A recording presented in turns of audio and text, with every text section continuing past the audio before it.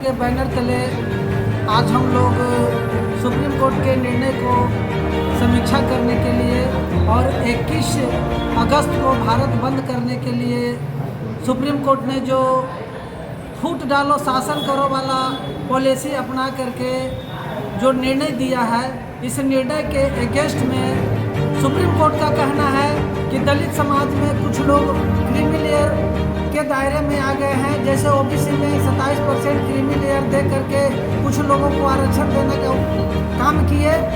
OBC आबादी में 52% है और उनको दिया गया है 27%, और हम लोग 22% है और 22% को आरक्षण को विभिन्न जातियों में जो बांटने का, वर्गीकरण करने का जो सुझाव इनके द्वारा सुप्रीम कोर्ट के द्वारा दिया गया है, इस संबंध में मेरा कहना है कि आर्थिक आधार पे जो क्रीमी लेयर की बात करते हैं उनके संबंध में हम कहना चाहते हैं कि बाबू जगजीवन राम देश का उप प्रधानमंत्री बने थे और बनारस में संपूर्णानंद भूतपूर्व मुख्यमंत्री था, उसके मूर्ति का अनावरण किए थे। जब अनावरण करके इन्होंने गया तो वहाँ के पंडितों ने 1000 घड़ा गंगा जल से धोने का कार्य किया। इस मूर्ति का उद्घाटन एक चमार करके गया है, जबकि आर्थिक रूप से किसी ब्राह्मण से, किसी राजपूत से, ब्राह्मण से मजबूत, सबसे अधिक मजबूत थे, लेकिन फिर भी उनको आर्थिक रूप से सम्मान देने का काम नहीं किया गया। देश के उप प्रधानमंत्री होने के नाते भी सम्मान नहीं दिया गया और उनको भी जातिगत का शिकार होना पड़ेगा।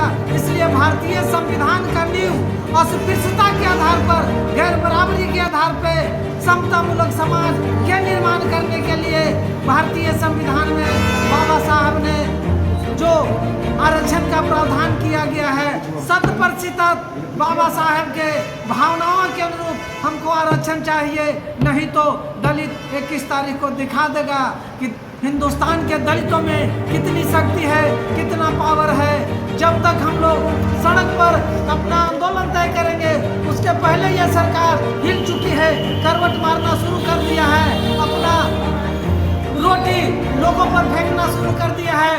कुछ लोग जो है से ये व्हाट्सएप पर न्यूज चलाना शुरू कर दिए हैं कि चिराग पासवान के अर्थक प्रयासों के द्वारा ये कैबिनेट में डिसीजन हुआ है, जबकि ये बात नहीं है। चिराग जी केवल रिव्यू पटिशन दायर करने की बात किए हैं।